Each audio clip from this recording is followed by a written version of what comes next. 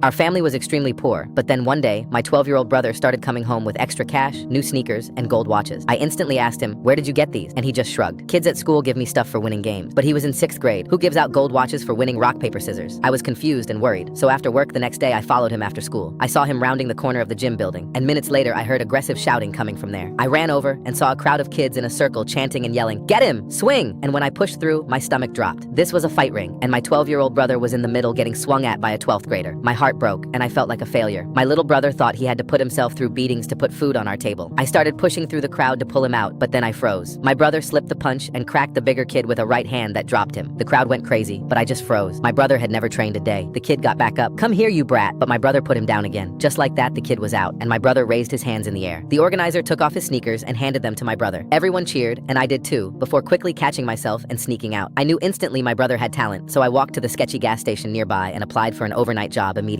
When my brother came home, I said, "I found some extra money Granddad left us. I want to put you in a boxing gym." He looked at me suspiciously. "This place is rough. I want you to be able to defend yourself." He stared for a long moment, then agreed. My brother never found out about my second job or that I knew about the fight ring. But now he's a professional boxer who got our family out of poverty. He still thinks Granddad left that money. Younger sister spent years burning me, trying to drown me, and cutting me with scissors before holding a steak knife to my throat and saying she wanted to kill me. Then 2 days later, she attacked our mother and got arrested. I was 16 and Della was 13. We were in the upstairs hallway and she had me backed against the linen closet with the serrated edge of the knife pressed into the soft part under my jaw. She was smiling. That was the part I never knew how to explain to anyone. She was smiling the way a kid smiles when they get a present they actually wanted. "I've been thinking about how I would do it," she said. "I want to watch your eyes when you stop." Our mother was downstairs on the phone. Our father was at work. I didn't move. I had learned by then that moving made it worse. When I was 9, Della had held my hand over the gas burner until my palm blistered. She was 6. She told our mother I had reached for a hot pan. When I was 11, she pushed my head under the water in the motel pool on a family trip and held it there until my vision went white. The lifeguard pulled me out. Della cried beautifully on the deck. I had 3 skin grafts on my forearm by the time I was 12, all from the same pair of pinking shears she kept in her desk drawer. She would wait until I was sleeping. She used the shears because the scalloped pattern was prettier. Our parents sent me to therapy. They sent me, not her. They told me to stop provoking her. They told me Della was sensitive and loved me very much, and that sisters fight, and that the marks on my body were embarrassing the family at the swim club. By 13,